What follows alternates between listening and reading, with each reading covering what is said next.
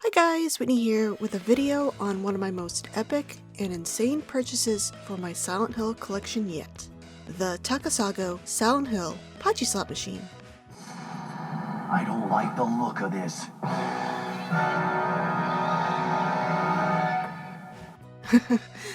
I know. Just seeing this thing brings up some bad memories, right? But there might be a few of you out there unaware of the Silent Hill pachinko drama. So before I jump into the details about the machine, let's take a little trip down memory lane. Back in 2014, things were looking pretty great for Silent Hill fans.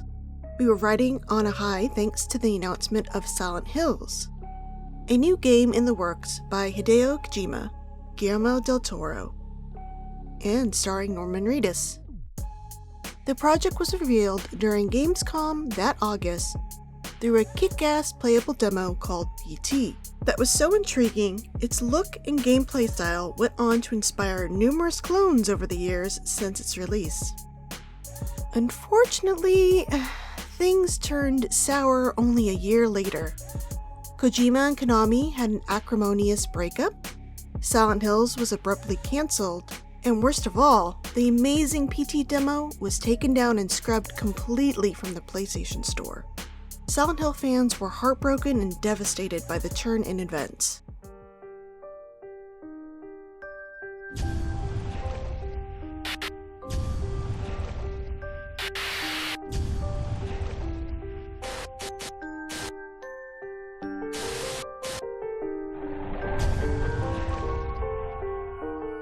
So, when a trailer for a Silent Hill 2 themed Pachislot dropped, the amount of vitriol the announcement received should come as no surprise.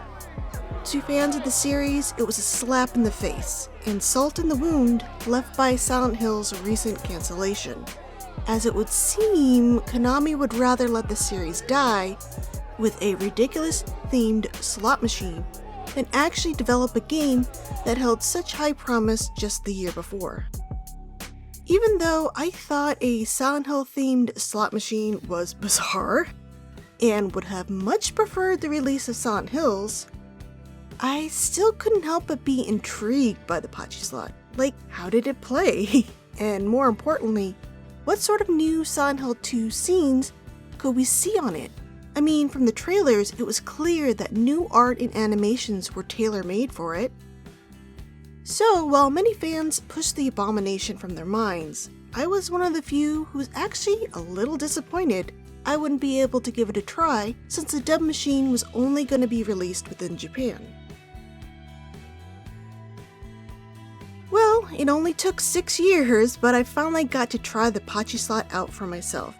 I just had to buy one of my own. Kind of extreme, I know. Lord knows I never thought I'd buy the damn thing. But when I saw the auction for this one on Yahoo Japan Auctions, with a starting bid of around $140, well, it seemed just too good to pass up. I mean, I've paid more for a Silent Hill statue, and it's not like I wasn't dying to try it out. So I put in a bid and woke up to find I won the machine for around $200. Still not too bad, right? Well, I got a deal on the machine itself. Shipping from Japan did end up biting me in the ass. Given the machine's large size and weight, I actually paid more to ship it to my home than to actually purchase it. I think once I added in the initial purchase price, the proxy bidder fees, and shipping cost, the actual total came to around $570 altogether. More than I was expecting, but honestly, not too bad, as I see that many Pachislot resellers price machines between $650 and $5,000. I really still can't believe I own the thing though, and I often find myself just staring at it in wonder. Like I said earlier, I never thought I'd play it, let alone own it. Sure, it's used, has some scratches, and initially smelled like it smoked a pack a day for years, but it also came with some welcome modifications by the reseller. It works coin-free, with household power, and most importantly, has had volume controls installed inside, A much needed addition since these machines are said to be loud as fuck.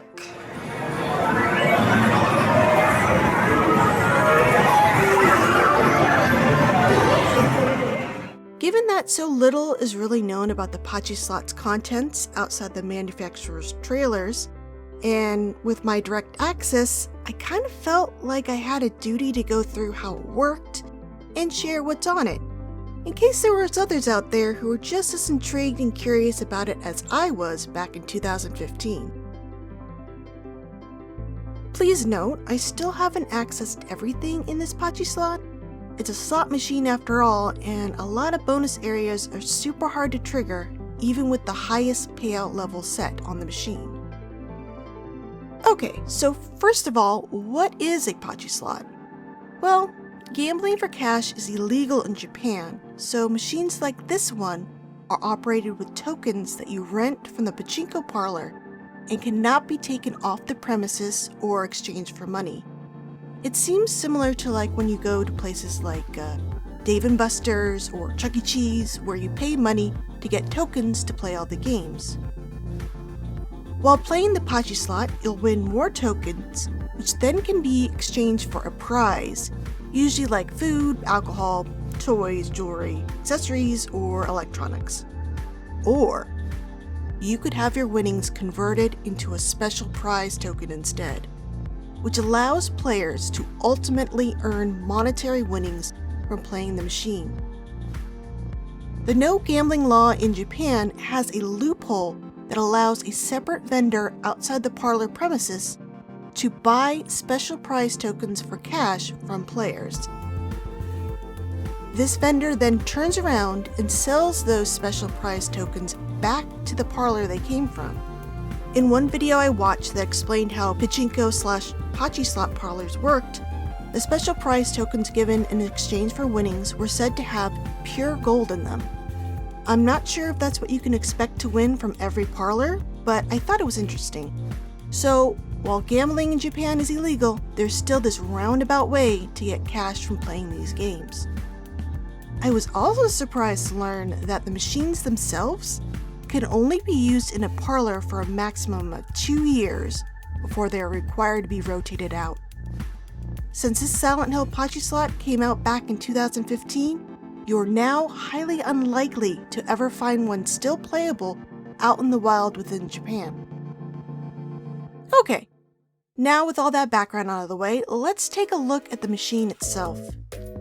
It's quite similar to a slot machine you might see in Las Vegas, where you essentially want to match 3 similar symbols. On the Pachislot, they can be 3 across or 3 diagonal, but unlike Western slot machines, the reels here are stopped individually by using 3 buttons on the front of the machine from left to right. So there's some skill required while playing, as it's not just the luck of a single lever pull. Now, unless you're in a bonus stage, you must hit the 3 buttons in a left to right order, always. If not, you'll get these frequent messages interrupting your play every few spins. I think the automatic assisted rolls that the game gives every few hundred or so spins will not trigger correctly if the reels aren't being stopped in the correct order.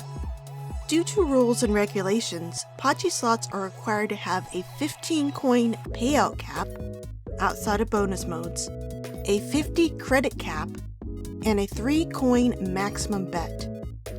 Since my machine was converted to work coinless, I'm always forced to make max bets, and I rely solely on credits, which I get by pushing a button. So for each 50 credits, I can expect to get at least 15 spins before I need to reload, unless of course I win and replenish my credit amount while I play. One downside of being credit only is that if I'm already at 50 credits and I win, my earnings essentially go into the ether, since I'm already at my max, which kinda sucks. But I would rather deal with just pushing a button to refill my credits than having to deal with replenishing a coin hopper. There's a variety of symbols you can match up, and from what I can tell, they all share similar shapes across different themed Pachislot machines. though this one they have a more creepy touch since it's the Silent Hill machine. So first of all are the rare symbols. There's the sevens, which have big monster mouths. These are the big bonus symbols. There's bars with the Silent Hill logo, which are the regular bonus symbols. And the evil eye, which you often need to match to get into additional bonus rounds. This symbol is exclusive to the Silent Hill Pachislot and will look different on other machines. I don't think I've seen another machine with like an eye.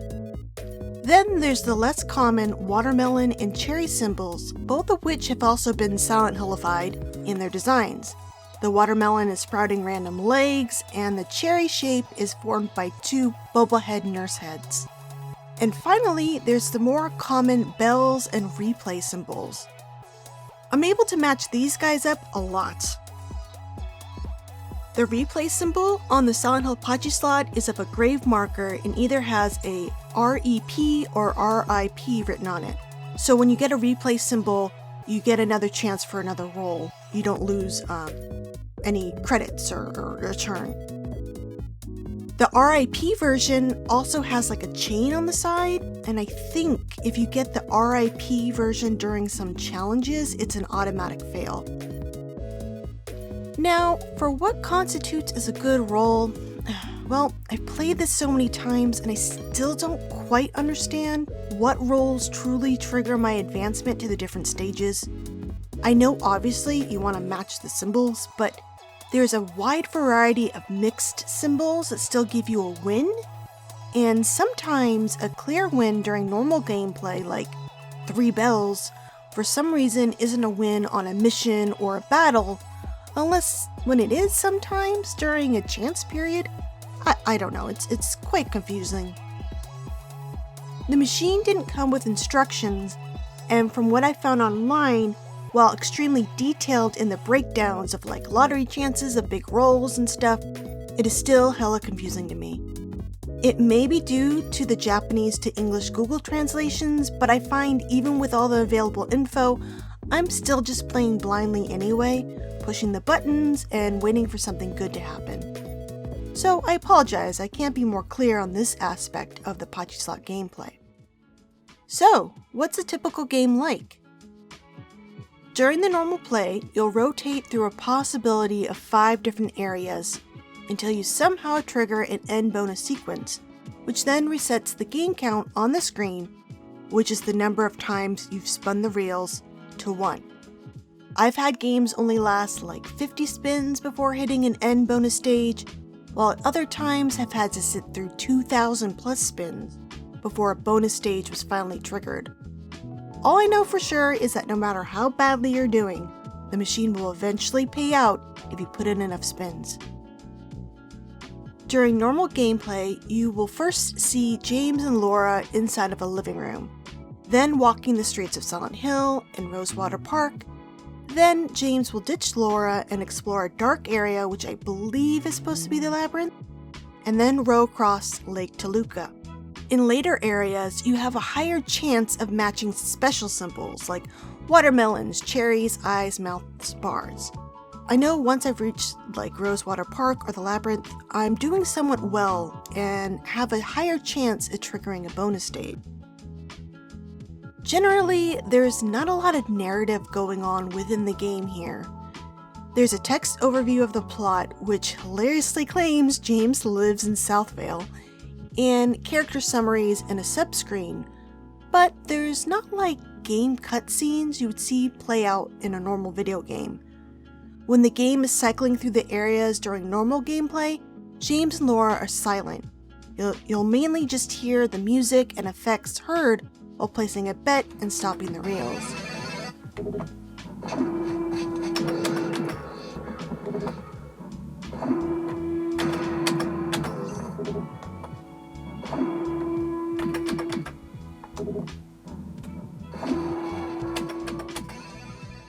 But you will often hear random bits of dialogue from different characters, usually once a radio pops up on the side of the screen.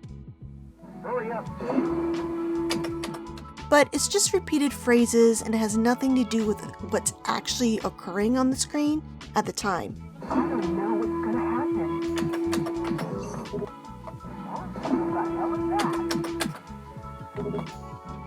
Usually when there's dialogue, it's a precursor to an incoming good roll or special event, just like before a mission, battle, or escape challenge.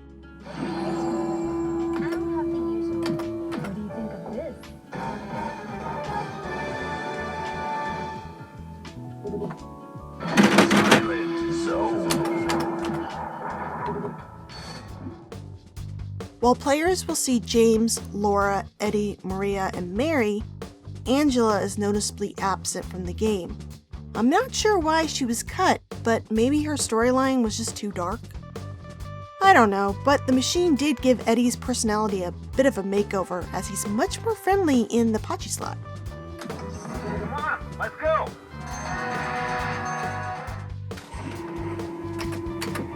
Eddie, come on! Let's go! Typically, the game starts within a living room with a TV, and I'll switch back and forth through the various stages I mentioned earlier until you somehow trigger a mission challenge or bonus round. I typically see the living room and street areas of Silent Hill a lot because I suck at playing this. So gameplay can get kind of monotonous if you aren't good at matching the symbols and moving on to other areas. Eventually, once I've put in enough spins, the machine will automatically give me an assisted good roll, which gives me the opportunity for a chance, where I'm given a mission, sent to the Silent Zone, or head directly to an escape challenge, which will lead to a bonus end stage when won. In the Silent Zone, you'll spin the reels for a bit before you have a battle with a monster, which, if defeated, will trigger the end bonus sequence, but if you lose, will just send you back to the streets of Silent Hill. In these battles, you can fight Abstract Daddy, Flesh Slips, a new creature called Chariot. I have no idea what the meaning behind it is. Red Pyramid Thing, and maybe Mary? I know you can eventually do battle with her, but I've yet to encounter her so far in my games. I've only seen the opportunity teased during a roulette chance opportunity like the one seen here. During an escape challenge, James has to run down a dock in Rosewater Park, dodging monsters for either 10, 15, or 20 spins. That's chosen by hitting the chance button during a roulette of numbers on the screen. If you last through the number of spins given, without triggering a fail roll, James will make it to the end of the dock, speeds away in a motorboat, and a bonus end sequence will start. If you fail during an escape challenge, James is killed by one of the monsters and you'll be sent back to normal gameplay loops.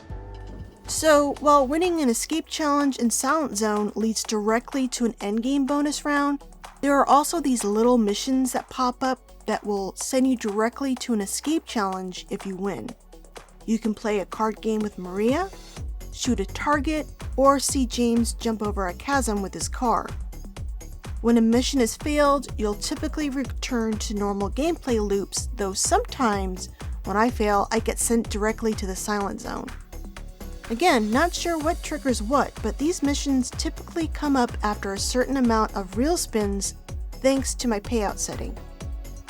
I typically know a chance mission of some sort is about to happen due to the vocal cues from characters like Maria saying, "Now's your chance." or when I see objects or text turn red on the screen. If I trigger a chance opportunity and the mission, escape challenge, creature battle has like a red tint, I will usually automatically win even if I fail at getting the type of roll the game wants me to hit. That's too bad. Hold it. The real card's with you, isn't it? Not bad at all. All right. Mission clear. It's actually kind of amusing to see James fall on his face, but then become inspired by Mary or Maria to suddenly make that chasm jump or defeat that creature by magically whipping out the Great Knife out of nowhere. James.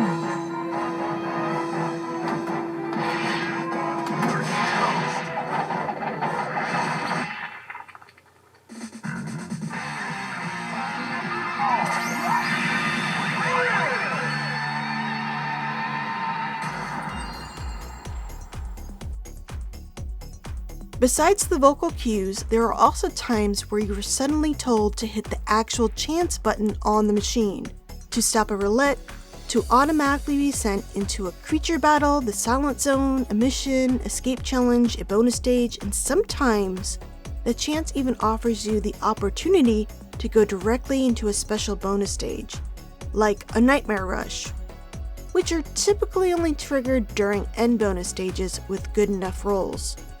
It's not always triggered during my games, but it's exciting when it happens because there's a chance to see some of the more exciting bonus areas without having to match the special symbols. The machine also tries to clue you in on the increasing chances of hitting a rare roll during the game, with numerous tells as well. The fog will get thicker and thicker during the normal areas, the evil eye will move and light up the screen, and even the movement of the reels will stutter sometimes to let you know that, hey, you might be able to hit a rare roll soon. Speaking of movement, there's a lot of mechanical stuff going on with this machine. The lights will turn on and off, the evil eye moves a lot, and there's these doors that will cover the screen from time to time. It can be startling sometimes when the doors will suddenly snap shut. Again, these are all ways the machine is trying to let you know that something big is about to happen. An opportunity for hitting a rare roll, a chance, or getting transported to a bonus area. There isn't a dull moment in that respect. When you finally reach an end bonus stage, the gameplay changes quite a bit. You're given a set amount of extra spins, like 50 or 100, sometimes more. It really depends on the type of bonus round unlocked, and if any additional game-extending bonus rounds, like a Nightmare Rush, are also unlocked during the duration of the bonus round. It's during these sequences you'll hear the vocal tracks from the Pachislot soundtrack, and you are guaranteed payouts, so you must hit the buttons in the order the game tells you so the reels will automatically match up. There are moments when you're given a chance to match the symbols on your own, which is when you want to try and match the special symbols, the eyes, mouths, Silent Hill logos, etc., to unlock additional bonus modes and games. I haven't reached all the bonus areas, but these are the ones I've seen so far. There is a regular bonus. You start with 50 extra games and you'll see character art and names set to some rocky music.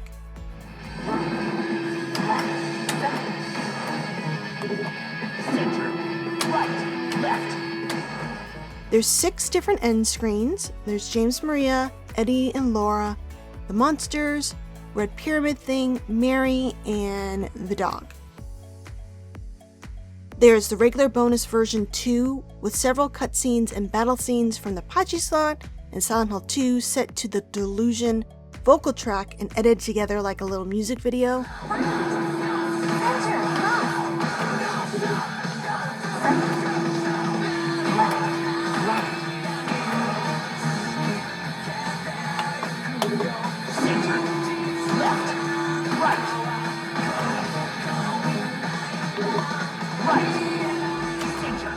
The big bonus, I've encountered 2 versions of this sequence. You'll start with 100 extra games with several cutscenes and battle scenes from the Pachislot and Silent Hill and edited together like a little music video, set to the Letter from Mary vocal track.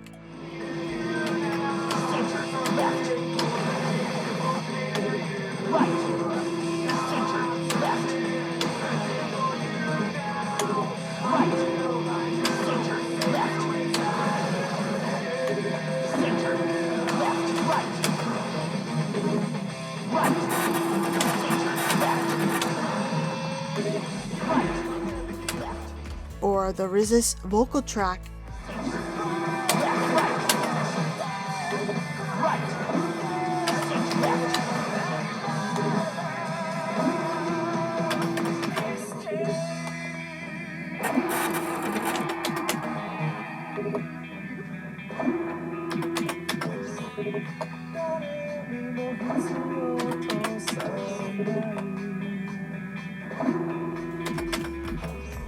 There's also a super big bonus where you can see the text of Mary's letter to James over various scenes, set to the Laura vocal track. I've only hit this one once, so I'm not sure if there's another version with a different background music video.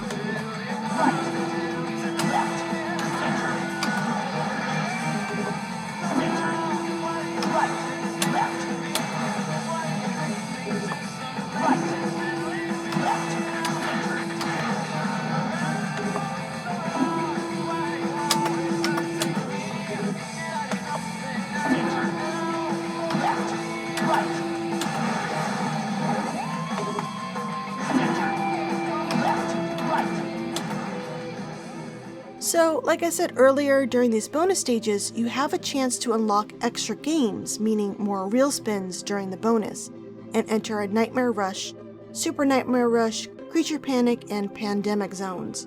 Hitting special symbols in these areas are more common and will produce bigger payouts. I've personally only experienced the Nightmare Rush a couple times and the Pandemic zone once.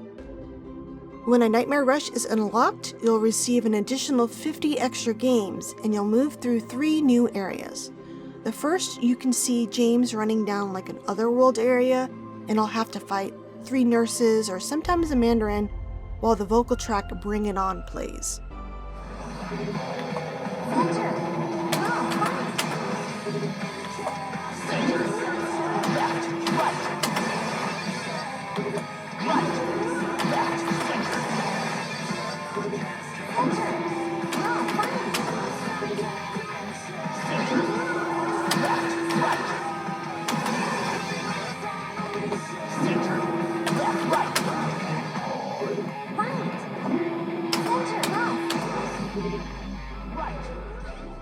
Sometimes you'll end up in a random creature battle as well.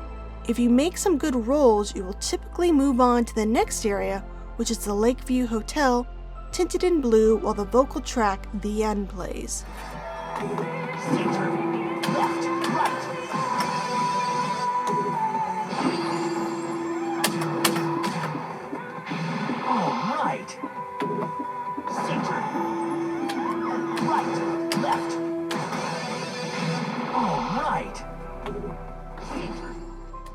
James will open chests, break a snow globe, open doors, maybe see Laura or Maria playing the piano, get into an elevator, and fight hordes of nurses too. If you move on to the final stage, the main hotel halls are now set on fire, though you will still see James open doors, open chests, break snow globes, and you'll hear the Close Up the Mirror vocal track from the soundtrack.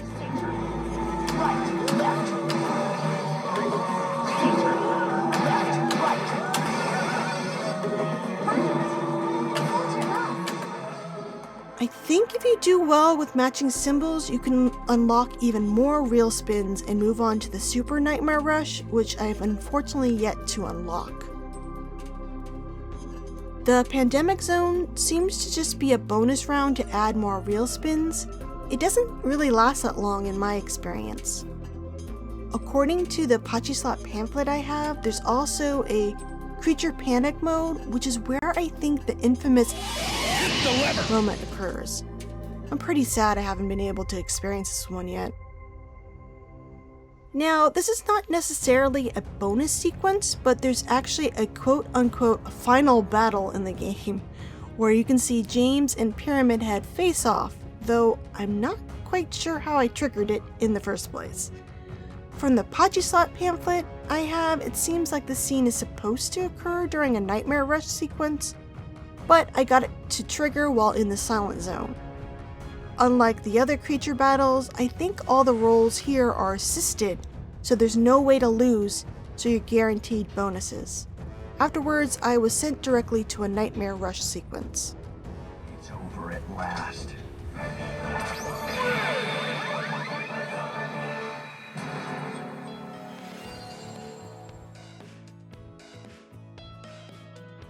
And well, that's pretty much it so far. I'm a little bummed I've yet to hit some of the bigger payout sequences, but I will keep trying and hopefully get lucky at some point. I hope you all enjoyed seeing a little bit more about the mysterious Pachislot, and I'm also going to start uploading more compilations of some of the more weird scenes you can see in the game onto the channel. So thanks again for watching! James, believe in yourself.